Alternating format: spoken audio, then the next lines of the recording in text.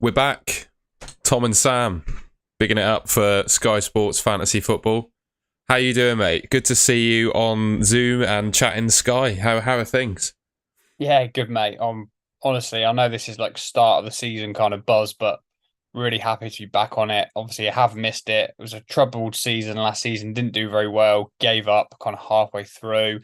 So going in with some renewed optimism, mate. So yeah, really glad to be back on it. What about you?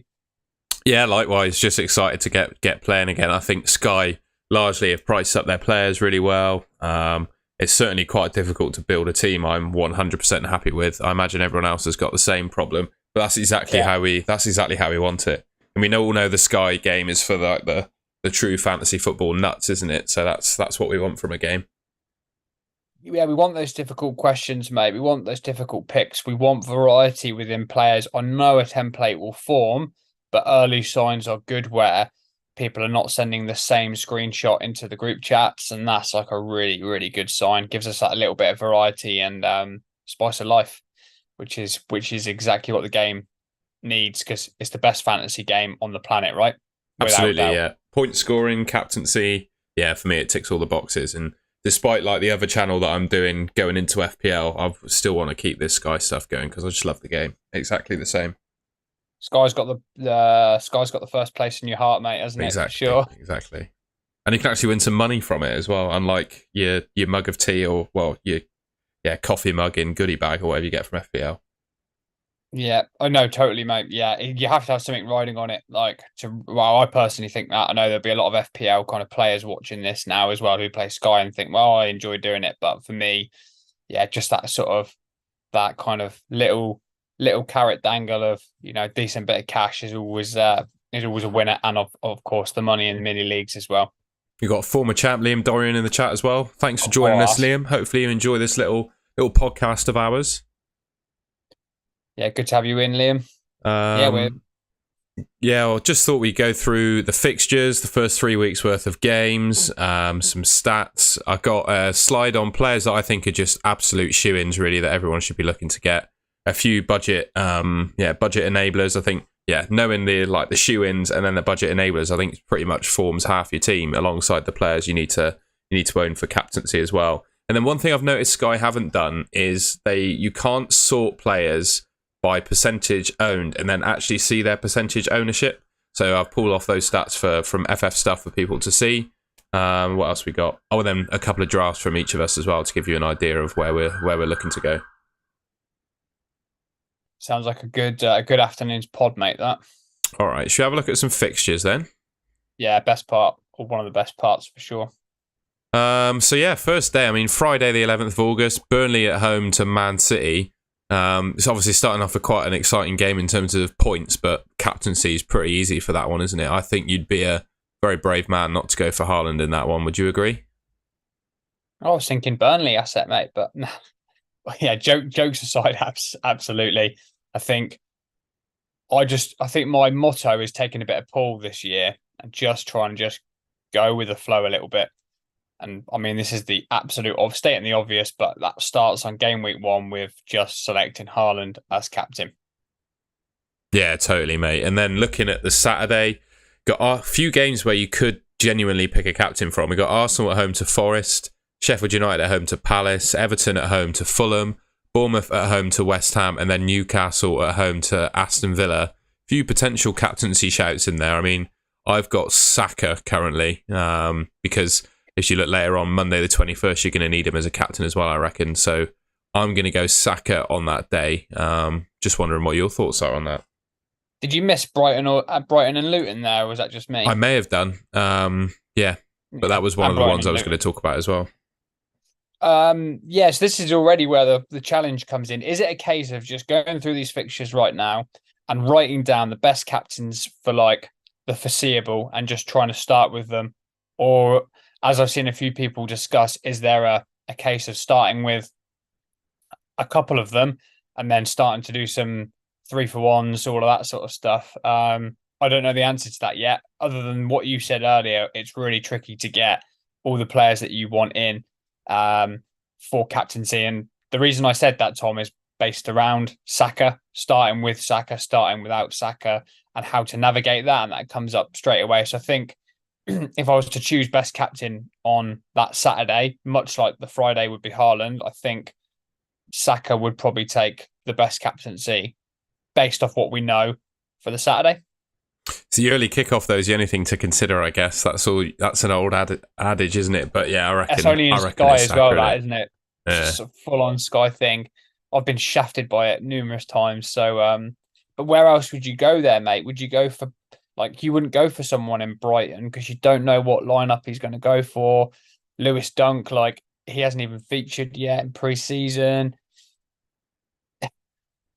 A Newcastle asset, maybe, but I don't know. Late fixture, I don't see the team sheet. It's got to be an Arsenal player, isn't it? Yeah, I think you're right. Yeah, Saka or a defender for me if you want to be a little bit braver. But yeah, I think Saka by far and away is going to be the most owned captain on that day. And it's actually quite interesting. Well, it's annoying the way the games have fallen, but it makes us think about what we're going to do for captaincy because you've got Arsenal, Saka on Saturday, Liverpool, Salah on Sunday, and then Man United, potentially Rashford, I think will be the highest owned on Monday. So you either got to use a transfer or go for the non-ideal captain on one of those days. I mean, just looking on that Sunday, well, I forgot to mention Harry Kane as well. It looks like he might be off to Bayern, but if he sticks around, I mean, he's equally as good a captain, I would say, as Salah on that day. I mean, what are your thoughts on navigating the Sunday and the Monday? Are you going to go for both Salah and Rashford alongside Saka, use a transfer, or maybe have a United defender, something like that? I don't know yet. And the draft I sent you was my first draft, and I did it on purpose because that's where my thinking was obviously going when I first started. And when we spoke yesterday about sending the draft over, I on purpose didn't want to change it because I wanted the viewers to see where I initially went. So for the Sunday, if Kane stays, forget the August hoodoo. I think he's probably the best captain for that day. But Salah has had wonderful scores on opening days for absolute seasons, but then he probably hasn't had a harder fixture as Chelsea away. If the Premier League were actually trying to be kind for Sky Fantasy Football, they would have given Liverpool versus Bournemouth on the opening day and then put Chelsea as the second one. And I think a few people's decisions would have been simpler, but they were being all, they were sort of thinking about themselves, weren't they? And they put that opening fixture. So I really don't know, Tom, at the moment what I'm going to do there. I am inclined to start with Salah just because based off previous opening day scores and total scores, he's just a machine in fantasy football and he just does really, really well all the time. And just like, let's not overthink it, just start with Salah. But then you could apply the same rule or logic to Kane if Kane's going to stay. And then suddenly you're looking at Kane, Salah, Haaland and Saka in your team from opening day. So, yeah, I'm sure what I've just said is multiple people's problems to navigate. So, I don't know. And then, Monday night as well, Tom, with like, is it Rashford? Is it Bruno? Is it Shaw? Is it the new keeper? Don't know. Personally, the way I'm going to play at the moment, I'm definitely going to have Saka because, as you said, I think Arsenal is the obvious captaincy choice for the Saturday. Sunday, I think it's going to be Salah because I feel like Salah's a player I'd be happy to have all season. Well, just looking at the captaincy as well, I was looking at Saturday, the 26th of August there, Bournemouth, Tottenham. That's another time you could potentially captain Harry Kane as well. But so you could go with either Kane or Salah, I guess. But yeah, I'm probably going to go, Saka, Salah, and then I really like Martinez, the Man United defender. He got pretty regular passing bonus last season. He's a ball-playing defender. Obviously, Man United kept the most clean sheets of any team in the Premier League last season. And Wolves just look like a shadow of themselves. They've been absolutely pillaged of their best players. So I've got to think, whilst, Rashford and Bruno might be able to get some attacking returns, I think a clean sheet for United is just as likely, alongside some bonus points as well. So I reckon Martinez, who I think is 8.4 million, he's a nice saving, a couple million cheaper than Rashford and Bruno. And I think he'll score probably, hopefully similar points. That's the way that I'm going to play it. Yeah, I've actually got Martinez currently in my draft as well. I think what I'll do in regards to the Saka, Kane, Salah debacle, which I think you just touched on then, is look at a few games and think, right, who am I going to captain multiple times, make them the priority and then work the rest around that. Of course, if there's some fixture gains to be made, then that might come into the thinking as well. But it's just prioritizing those key players that you're going to captain a few times. Yeah, totally. Then we got a tricky one, I would say, on Friday the 18th. Having a single game day that early on feels like one that you can't really miss, especially because you can, use you don't have to use a transfer. You can just put a player in from the start and then take them out after the game and only use like one of your transfers to cover it. So Nottingham Forest, Sheffield United. Are you covering that one at the moment? Do you think you'll have a player for it? So when I did my first draft, I had Morgan Gibbs-White in anyway, because of the lack of enablers at the time that we just didn't know who was going to be a good enabler. He comes in does it 7.9 Gibbs-White? Something I don't. I've not looked at him in any detail, to be honest. So I'd rely on you So for I that. kind of like the look of him anyway. He grew on me towards the end of the season as just a really good player. So I kind of had him in regardless. Then the fixtures came out a few days after the Sky game was released, and then I saw there was a couple of friendlies, couple of single game days, and I just thought at the time he's a complete shoe-in then, because he'll get the captaincy for me.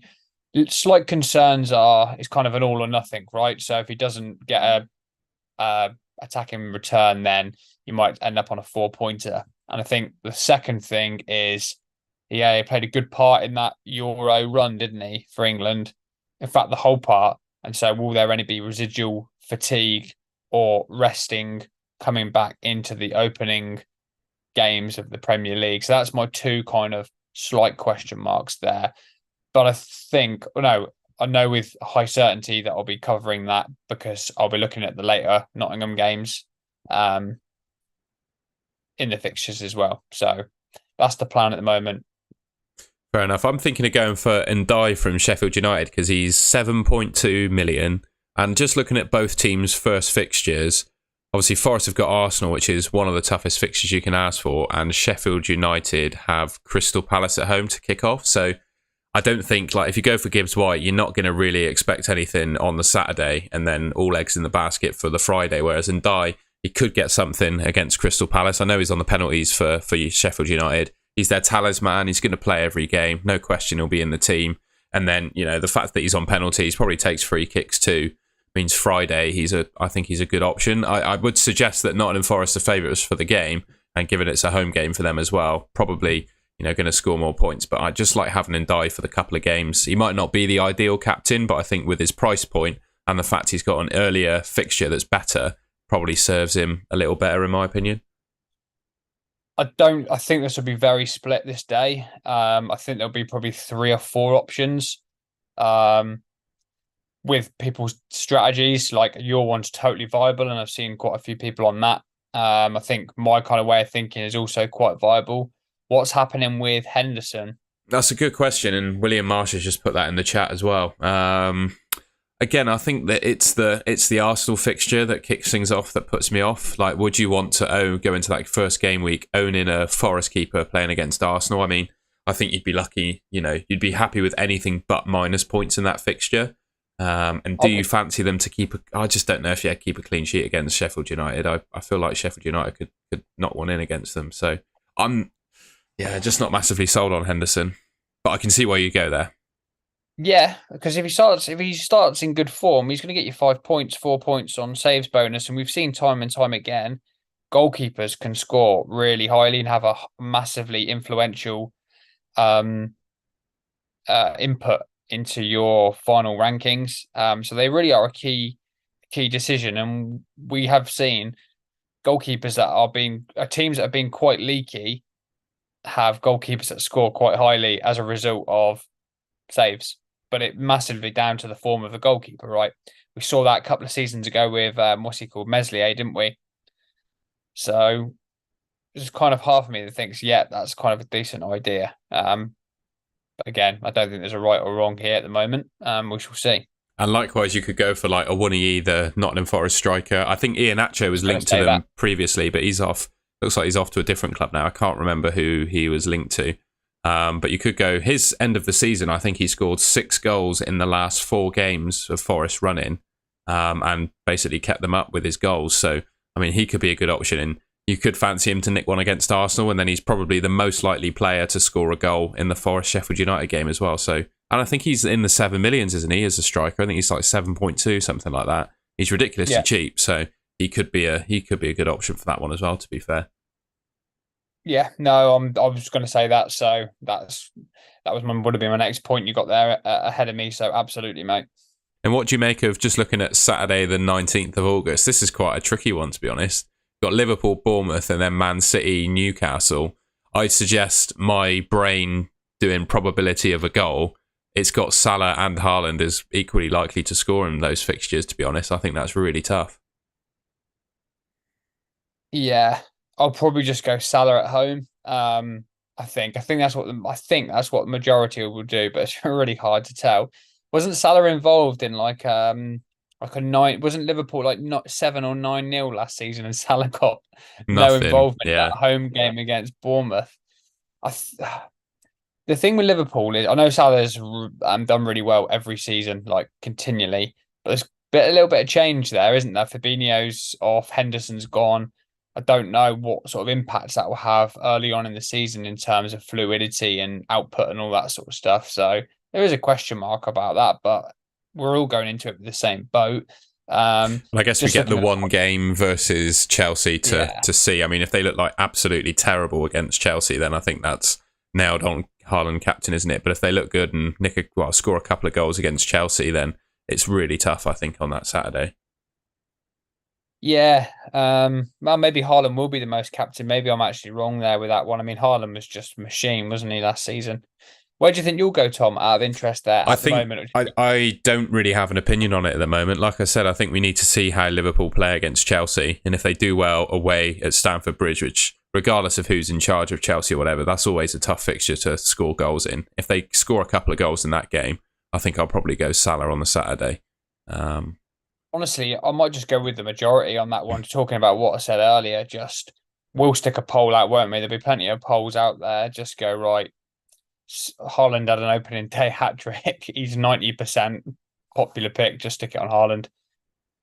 And then Sunday the 20th, it sort of relies on one potential enabler being a starter for them, really. But we got Villa against Arsenal and then West Ham at home to Chelsea.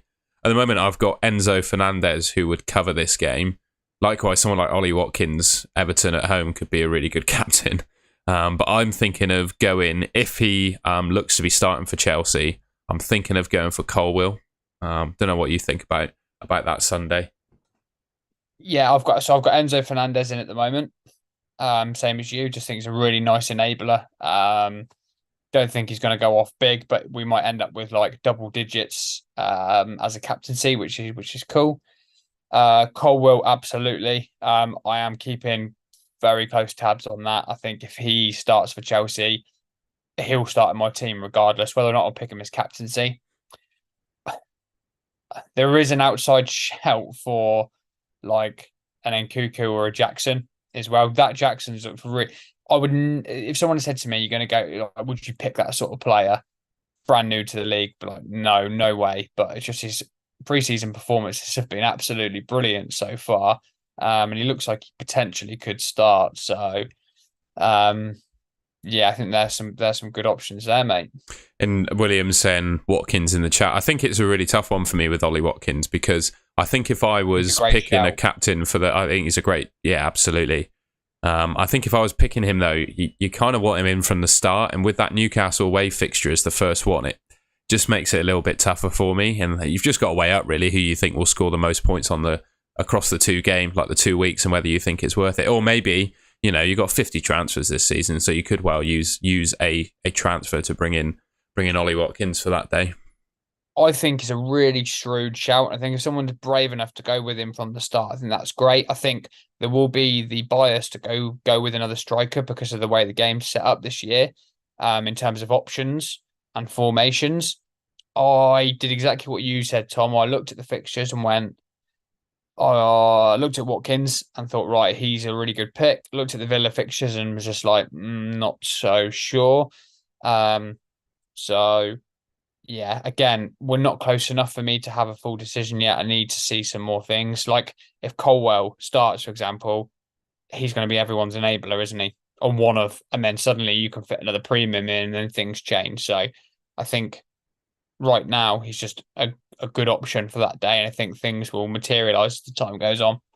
Yeah, and I think Monday the 21st, that game there, that sort of justifies your Arsenal, picking an Arsenal player for the Saturday as well, because you can bang him in as captain on the Saturday and then captain them again on Monday the 21st. So I think for me, it sort of locks in the possibility, locks in having an Arsenal player from the off, really, and probably Saka. And then, yeah, whether you have Salah or Rashford or neither or both or whatever, that's sort of decided by yourselves. But I think just with the way the fixtures have gone, I think you really have to start with Saka, because he's going to be by far and away the most popular captain on Saturday, in my opinion. And again, on Monday, I mean, the choice is Saka, really, isn't it? Yeah, and that's what I was saying earlier about just going through the fixtures that we've got and the game days and just saying, right, who comes out on top in terms of almost definitive captaincy or multiple captaincies. If it's Saka times 3, for example, and Haaland and Kane have got 2 or whatever, then you're gonna favour potentially those players to cover those captaincies. And then Chelsea Luton Friday the 25th. I think we sort of covered that when talking about Chelsea West Ham, really. I think for me it's Colwill or Fernandes, whichever one's in my team and playing that game, to be honest. Yeah, I think if there's a bit of bravery, you could go with one of the Chelsea strikers, like I said earlier. My plan with my second team is to line it very, very similar with my first team this year. So I probably won't do like an outside shout, I don't think. I think if there was doing an outside shout team, I'd probably go with like a Jackson. But I think this year I won't do that. So I will align the both of them together. So not allowing me that kind of left field pick potentially. I think I'm just going to go identical. Yeah, keep it simple and then look to diverge at the end of the season if I need That's to. what I'll do.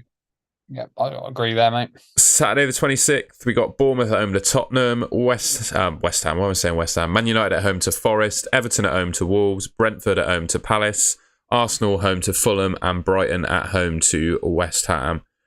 On paper, again, you'd probably say Harry Kane for that one. I will probably own Saka and will probably captain Saka again on that Saturday based on what my team's looking like. But what are you thinking, mate? Yeah, I'm thinking like Spurs away at Bournemouth at a 12:30 kickoff. I'd like to avoid Harry Kane as captaincy there if he's still there. I think there's an honourable shout for a Manchester United player.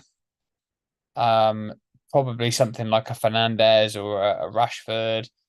But yeah, Saka's just a really, really solid shout there at home to Fulham. It's a nice fixture. There's a little bit of spice in the fixture as well. Just it kind of makes sense, doesn't it? Is that 3 Saka captaincies already? It could potentially be 3 Saka captaincies, yeah. I think it almost makes him a shoe-in, really. And I'd be worried with that amount of captaincies that early on. I would be very worried to hedge against him as well. Just because if that doesn't work out for you, I think you'll be points and points behind right off the bat if he does well. Yeah, I mean, I wouldn't be against if someone put all their eggs in the basket of like Jesus or Odegaard or something like that and just said, right, I'm backing them instead of Saka. I wouldn't argue against that. I think they're all capable of hauls. I'm just going to start with like you said, the potentially the most popular pick. So I think you're right there, Tom. And then the Sunday, it's quite obvious to me, but you got Sheffield United at home to Man City, Burnley at home to Villa, and Newcastle at home to Liverpool. Before I ask you about the captaincies, I actually quite like the thought of Ollie Watkins for those couple of weeks. Maybe not starting with him with that Newcastle fixture, but bringing him in for Sunday the 20th. And then, he's got Burnley away as the fixture after that. So that's a pretty strong fixture for Villa. And Burnley are not the tough defensive Sean Dyche team that we remember. They really do try to play football, which I think Villa can definitely exploit. So, yeah, I quite like the thought of Ollie Watkins for both the Sundays. But the captaincy for that day is Haaland, isn't it? Sheffield United away. You'll see the team. If he plays, you've got to go for him, haven't you?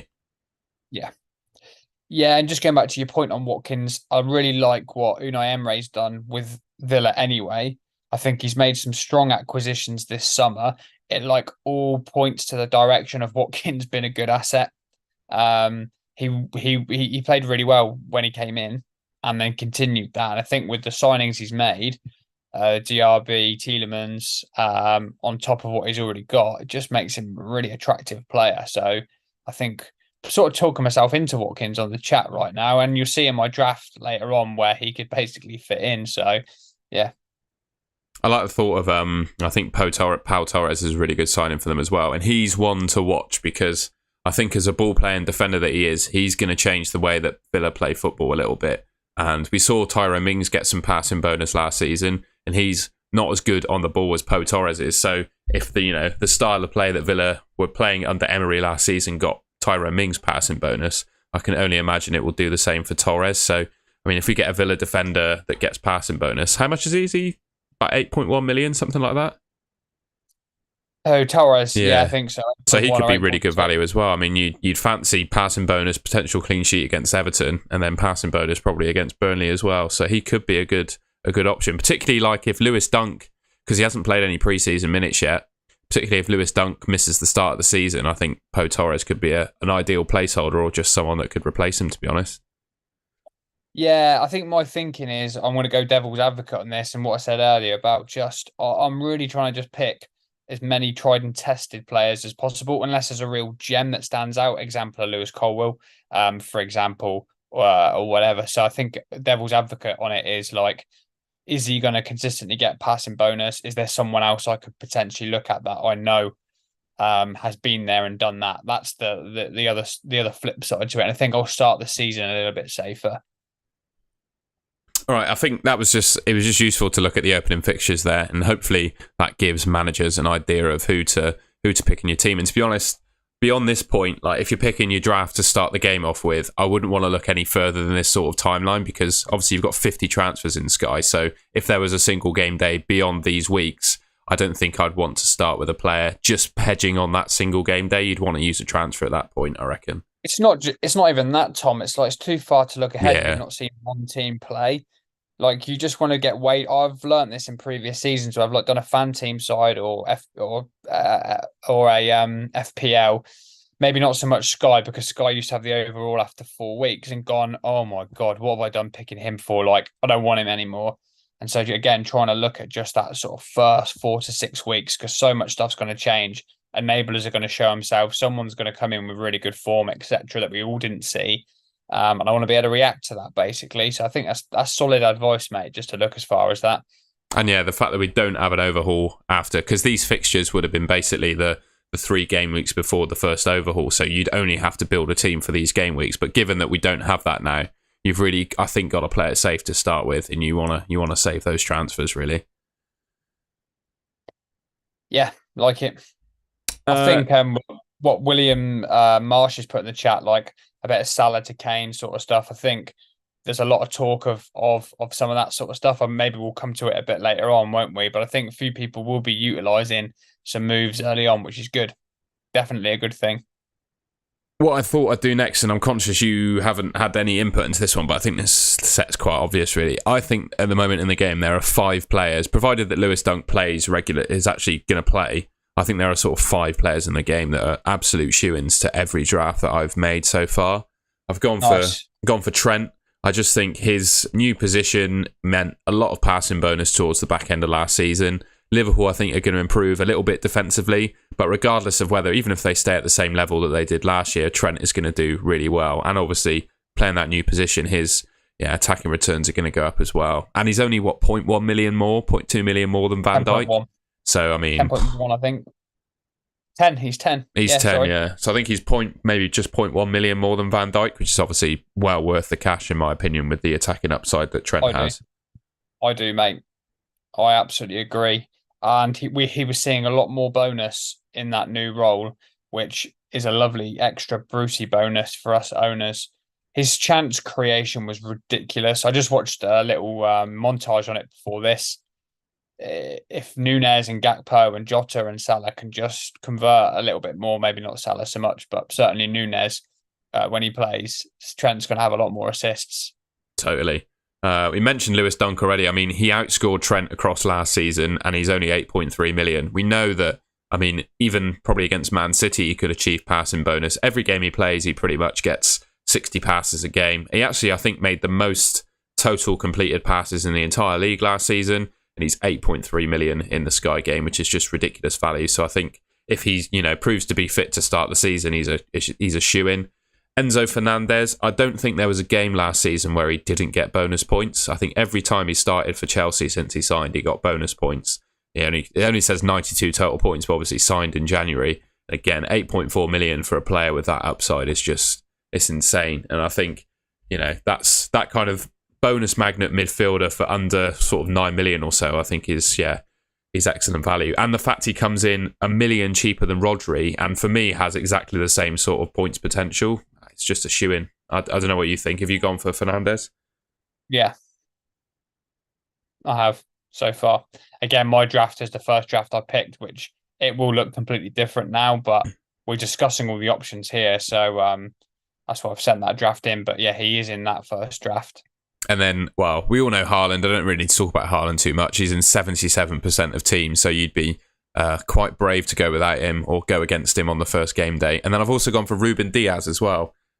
I've seen a lot of teams with John Stones in him, who's fair enough. He's a little bit cheaper than Diaz, I understand as well. But with that new midfield role that John Stones has been playing, if you look at the points he scored last season, he wasn't regularly getting passing bonus. It was the odd tackle and a couple of attacking returns. And he's playing very advanced, which for FPL could be quite good. But I think in Sky, going for the centre-back, the guy who plays centre-back in Ruben Diaz, spending a bit more, and it looks like Diaz is nailed in that City team as well, based on how he performed towards the end of last season. I think Diaz is the one to go for from that City defence. And I think John Stones has also got not the best injury record in the world as well, whereas Diaz, I know he spent periods on the sidelines, but definitely a bit more likely to start every game, I would say.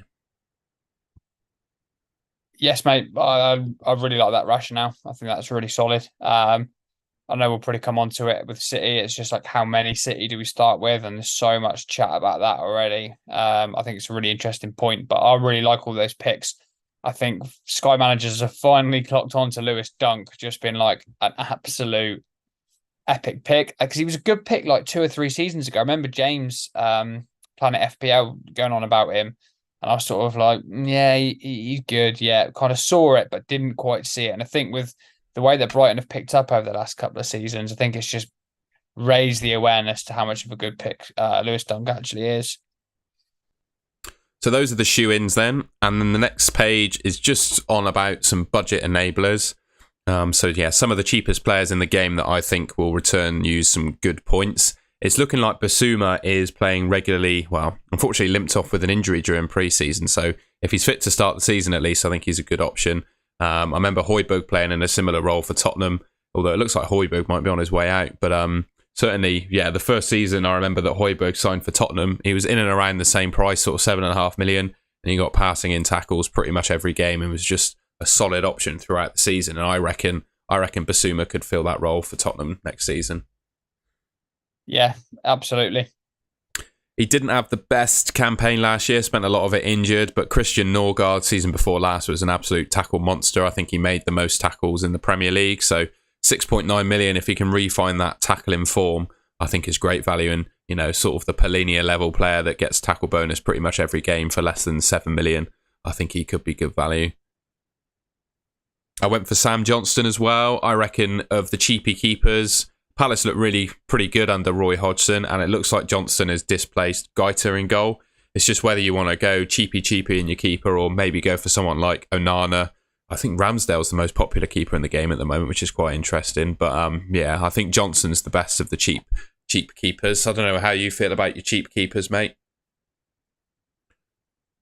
Yeah, I'll be going cheap keeper. I think I've just put Johnson in my draft as a placeholder, so it could be him, but it'll probably be someone cheap. There's a little bit of chat in the chat about the keepers here. Look, and how many enablers and which keeper. Matthew Baxter, yeah, I kind of agree there. I'm just deciding still at the moment, but I think I'll be set on cheap keeps who can make some saves. Definitely. We mentioned Colwill already. If he's a regular starter for Chelsea, that's unbelievable value at 7.5 million. Kamara started off last season really well with some tackling. He picked up an injury, didn't he? And then didn't end up doing so well. But he's one to monitor. Now, my personal favourite of that midfield bonus magnet sort of player is Nakamba. I know he misses game week 2, the fixture. I can't remember who they were playing, but it got postponed, didn't it? But 6.6 million, and he made 4 tackles per game in the Championship last season. And I would suggest that if you make 4 tackles a game in the Championship, going up to the Premier League, you're going to make even more. And I'm pretty sure we looked at stats like that last season, and the trend is that high tackling players in the Championship make even more tackles when they get up to the Premier League. So I reckon we played pretty much every game he was around at Luton for in the Championship. So I think he's nailed to start for them. 6.6 million, 4 tackles a game sort of player. I think he's going to be brilliant. Yeah, nice, mate. There's a good bit of chat in the chat in terms of like picks. Obviously, FF Bobby's come in and gone. Nakamba, Enzo, Rodri, Saka, Salah. A way of getting in those captaincies and those enablers. Good question in the chat, mate. And here it is to you. How many enablers are you looking at? Do you think? At the moment, I've got 2. So I've gone for Nakamba. I think whatever my draft looks like at the start of the season, I think he's going to be in it. And then I've also got Ndai from Sheffield United at 7.2 million. He's got Crystal Palace first game week, then he covers the captaincy on the Friday of game week 2 quite nicely. So those are my 2 at the moment. How about, we'll look at your team in a second, but how about yourself? Yeah, I always keep saying that draft of that team's probably not too similar to how it's going to look, but something similar to you. I do think if a third gem pops up, like a Colwill or something like that, I think I could easily stretch to 3 if you include like one of the goalkeepers as well, and then just allow me that bigger premium hit. I think that's what it is, isn't it? It's essentially picking as many gems as there is in your side to allow you to have the best point scoring players in the game. In regard to the keeps, mate, like, what are you thinking Sam Johnston? Are you? Because for me, I'm sort of looking at fixtures and going, what are the best fixtures for those kind of cheapy keepers, and then jumping on with that. And I just saw that Matthew Baxter stuck that in the chat about the Brentford fixtures, and sort of what KPIs are you using to sort of select the keeper? For me, it's just a thought on big words now. For me, it's just a thought on who's going to score the most points, because goalkeeper in Sky is so valuable. I mean, the top goalkeepers regularly score over 200 points, and they're a hell of a lot cheaper than the outfield players who score the 200 points. Yeah. So I've got Onana at the moment from United, purely because we saw what David De Gea the top scoring keeper in Sky last season. I'm pretty sure he was, wasn't he? I don't feel like, the way Man United play, they concede shots, which means they're saves for the goalkeeper. De Gea, I don't think, had a very good season last year, and he still became the highest scoring keeper in the game and kept the Golden Glove level of clean sheets.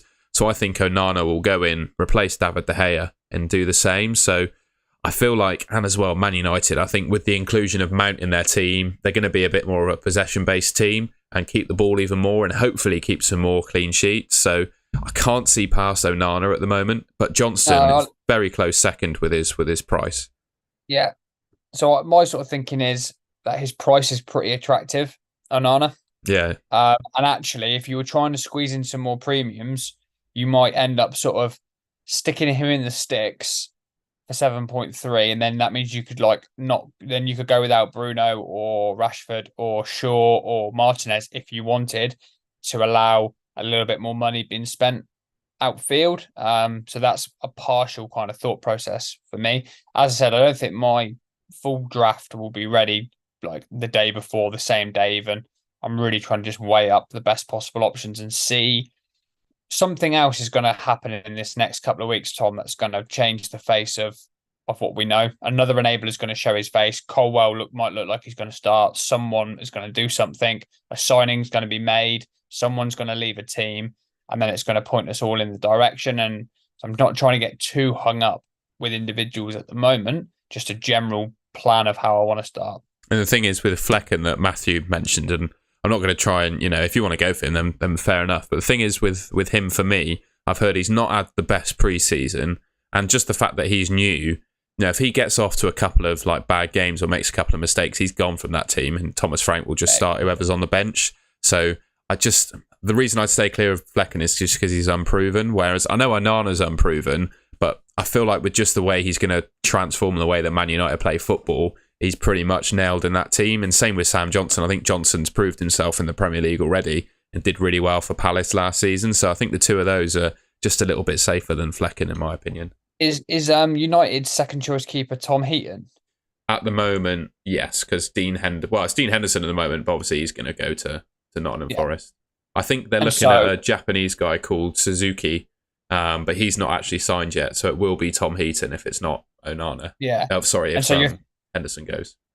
So like you're saying, in terms of stability and safety, even if he has a couple of howlers, he's probably still going to get given that time, given he came from Inter Milan and all that sort of stuff. So it's good points. It's good food for thought for people.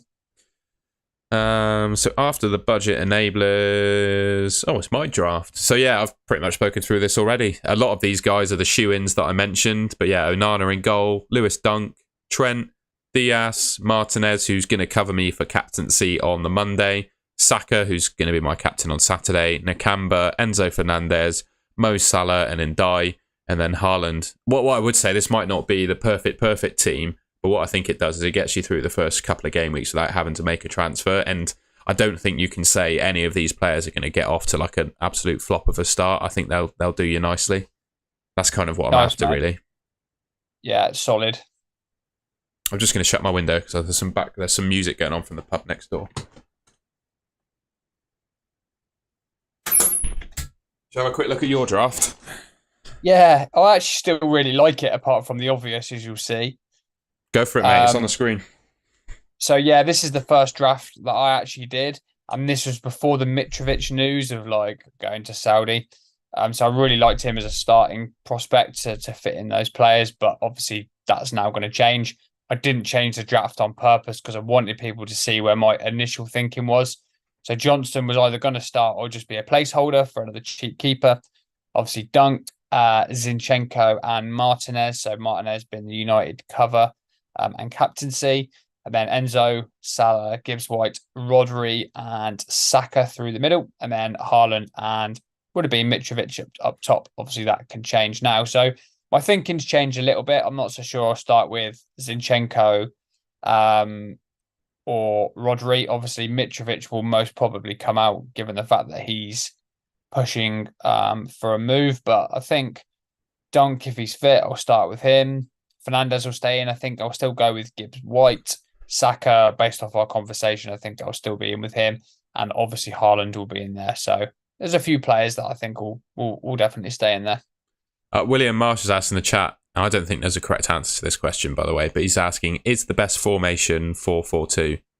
From my perspective, I don't think there is a best formation. The one thing you can say about 4-4-2 is it's the most flexible because you can transfer any player out for another player from any position should they get injured or you need to make a transfer for captaincy, etc. So yeah, you can transfer a defender for a striker for defender, midfielder for defender, or striker. So it's the most flexible, but whether it's the best, I don't think there is a best one really. There's levels of flexibility, and then it's depending on the price points of the players you want, I think.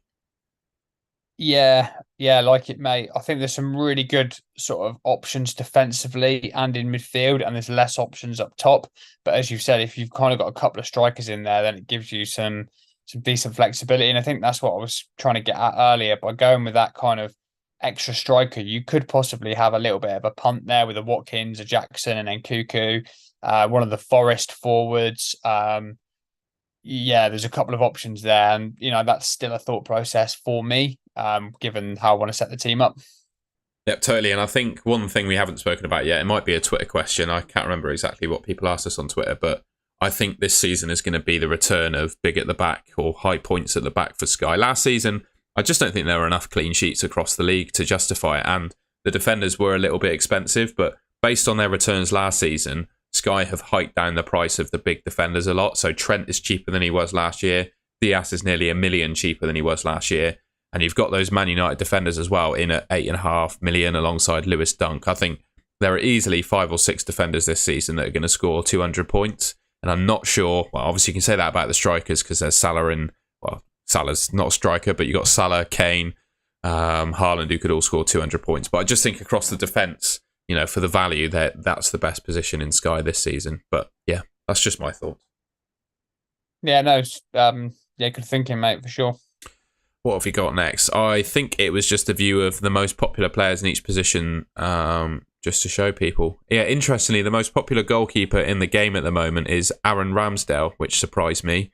Followed by Nick Pope, Edison, Allison, Villas Martinez, Onana, David Raya, who I've heard from Brentford fans, regardless of how Flecken gets on, Raya is never going to play for Brentford again because he's well and truly showed that he wanted to leave. Pickford, De Gea is still 4% owned. And yeah, no look for, well, Sam Johnson's in there. He's like one of the bottom picks, 0.59%. So yeah, just interesting to see who the popular keepers are, and especially interesting to see Ramsdale at number 1.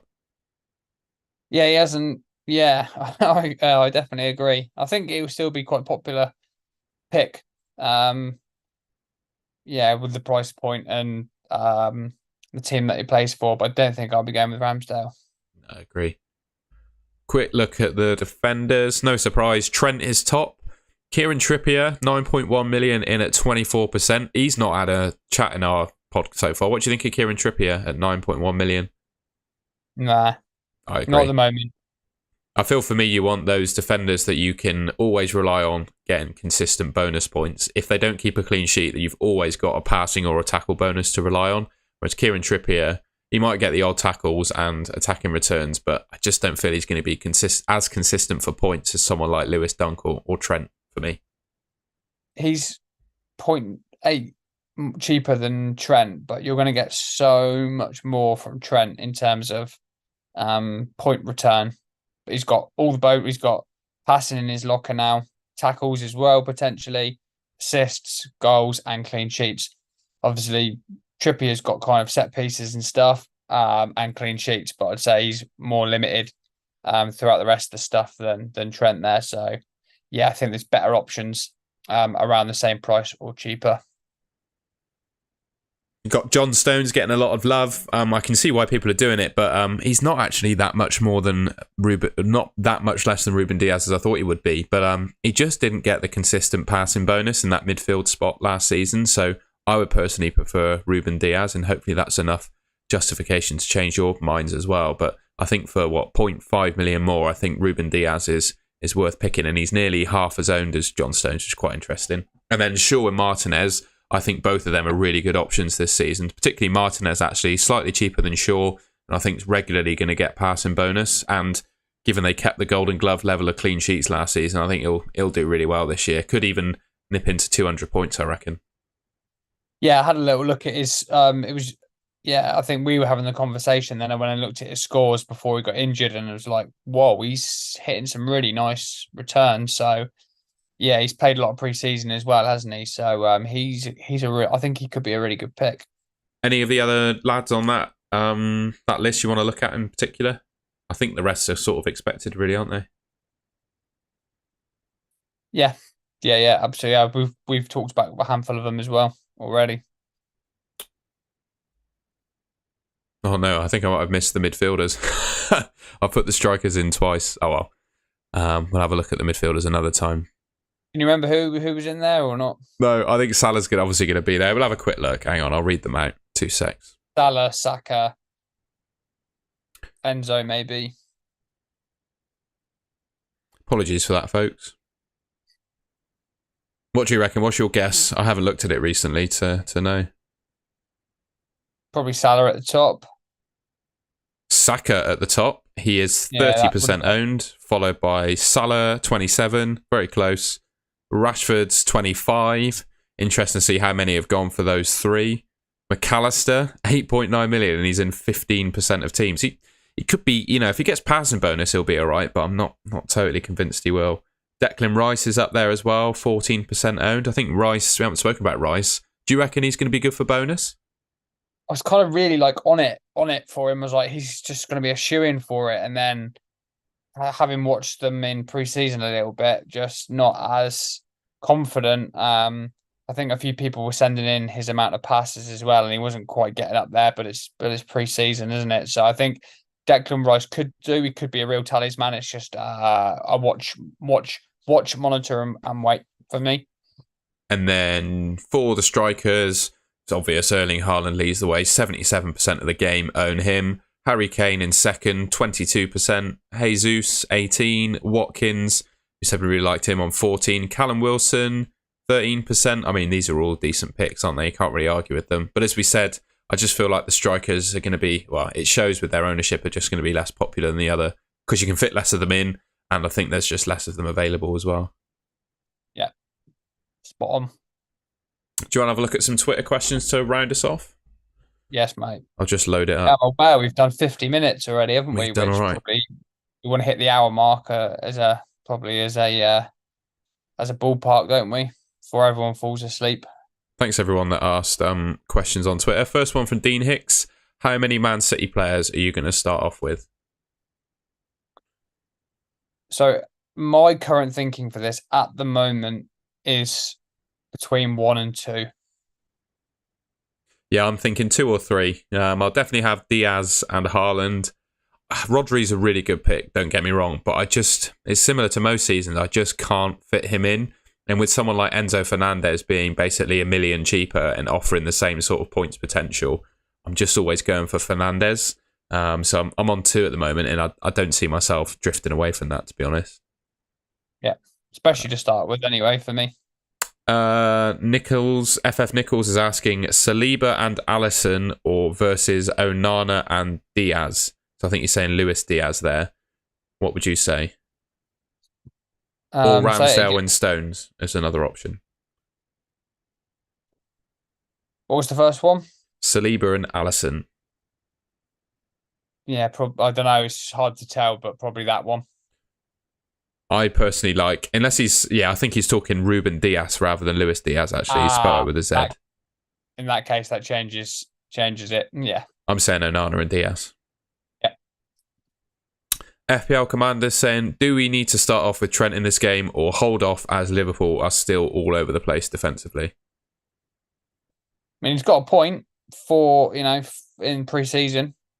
4 goals in very short space of time, but complete and utter change of team. I think it's very obvious they need to strengthen back there, but I think even if Liverpool kept no clean sheets at all for 10 games or 5 games, whatever it was, Trent would still score well. I was going to say the same. Yeah, I think the point you raised, Commander, is very fair, but I'm still going to have him. He wasn't in my draft, funnily enough, although, as you will remember, our first draft, but it was totally on my mind, but I think I probably will start with him. John Manoli's asking top differential in each position. I think we spoke goalkeeper. I think Sam Johnson's really good. I don't think, to be honest, with no overhaul to start off with, I won't be going for any differentials to start. The differentials for me in Sky will come towards the end of the season. What are you thinking? I really like Eze. I think Eze is going to do well this season. Jarrod Bowen too. I think he's going to have a good year. Up front, I don't know. Callum Wilson's not really getting much love, but he did really well towards the back end of last season, and I think he can get off to a really good start. Mentioned Ollie Watkins, although I think he's going to get quite popular with that captaincy day. I'm thinking defensively, and to be honest, would you want to go differential in defence? I'm not sure you would. I think the big boys are going to absolutely rail in the points, and there's not really going to be anyone else that competes with them. It'd be midfielders or forwards, I think, to start with. Nkunku, Jackson, Darwin Núñez, potentially. He could be a differential if he starts. It's just obviously minutes there for him. I think that's all I've got at the moment for that. I said I've been looking very, very safe start, so I'll have the most boring team on the planet potentially to kick things off. Dave Hannigan asked about goalkeeper choice, but I think we pretty much answered that. We spoke enough about goalkeepers, but let's say right now I'm putting you on the spot. Who's your goalkeeper? Onana. There you go. Same as me. MB FPL Bowen asks, do we start with a West Ham player for the single game day versus Luton, or can Nakamba do that job?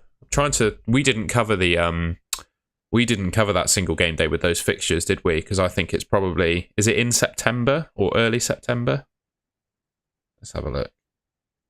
So it's Friday the 1st of September. Personally, I think that game's too far away to start with a player for. I just have Nakamba in my team, and then if someone from West Ham looks absolutely on it, like Bowen scoring a brace a game, maybe I'd go for Bowen. But right now, I'll just start with Nakamba, and I think you might be able to cover that game, to be honest. Yeah, nice, mate. FF Bobby just said in the chat, it's a really good one. And I have been looking at him in his preseason is Chilwell for a differential, and I think it's a great shout. He's looked so attacking. I've been watching the Chelsea highlights. He's absolutely right. My concern is just injury record. It's just hideous, ACL. But if he's fit and he's playing well and Poch gets a good system going, I think he'll become very popular very, very quickly. It's a good point, that actually. Say, he is the player that we are expecting him to be. Does he become the best Chelsea captaincy option on those game days then? I reckon he probably does, doesn't he? Yes, I think so. Given how Chelsea have historically been, where you don't go towards their forwards, you go more towards their defenders, then yeah, possibly. And final question. His name's SkyFF Loser. That's me on Twitter. That is, I'll fight you for that one. Given the max price of SkyFF defenders this season is 10 million, oh yeah, I've basically said this already. Could this be the season we see the return of big at the back? I reckon so, mate. I don't necessarily think you will be spending all our money on defenders because they're all so cheap, but I think, yeah, 4 or 5 at the back's the way to go at the moment with just how many points are on offer from, well, you've got those Man United defenders who are all under 9 million, who I think could easily score 200 points. Lewis Dunk, another 200-point player, 8 million. Colwill could do the same, 200 points for 7.5 million if he plays. Ruben Diaz. Yeah, I agree. It's shaping up that way, mate, isn't it? It's shaping up that way, but things can change very, very quickly in Sky, and there could be 2 forwards that rear their head and we're all suddenly in a 3-4-3. Can you do 3-4-3? I don't know if you can, but yeah, what I'm trying to get at is we could all be maxing out 3 strikers. So yeah. That was it for the questions. Do you have anything else you wanted to say, mate? I think we've basically done nigh on an hour. I think that's long enough to keep people ticking along before the start. We might do 1 or 2 more, maybe with a couple of special guests as well, but hopefully that gets you going for a first podcast. I think we should definitely look at another one closer to the time. I'm just looking at the comments in the chat. I think Matthew Baxter was saying, I presume he was talking about Chilwell, saying that he's in both his teams. I think Chilwell might be a popular start. And that VAR is giving more goals now and less clean sheets. But I think that's where we've always done or gone for bonus style players in defence, where if they don't get a clean sheet, you can still come out with points. And I think that would be just as valuable this year. Hence the Trents, the Diaz's, the Chilwells, Salibas, that sort of stuff as well, where they can get you clean sheets at a minimum, but bonus alongside that as well. So yeah, there could be some viability for 5 at the back to start with. I think a lot of people may well go with that if it fits in with captaincy picks and stuff. Nice one. If you enjoyed the stream, enjoyed our little chat there, please leave us a like rating if you haven't already. This is a new setup channel purely to talk about Sky Sports Fantasy Football. So if you're an old follower from Golden Goal, you might not be subscribed to this one. So please, if you can, subscribe. And yeah, you'll see whenever we upload. And I think throughout the season as well, alongside some podcasts, I or Sam might put out the odd video as well, just for a little game week preview or some interesting tactics or thoughts that we've got as well. So yeah, stick around and subscribe for that. Otherwise, I think we'll see you either next week or the week after before the season starts. Yeah, mate, I think we'll have a lot firmer plans in place by the next time we speak, and a real, actual, almost near set 11 or first proper draft, and a little bit of plan to navigate those first few weeks. And I think for me, knowing what the hell's happening with Colwill and Dunk will be absolutely massive, because that will transform my team one way or the other, I reckon. Same for me, buddy, for sure. Nice one. Well, we'll catch you all in the next one. See you in a bit.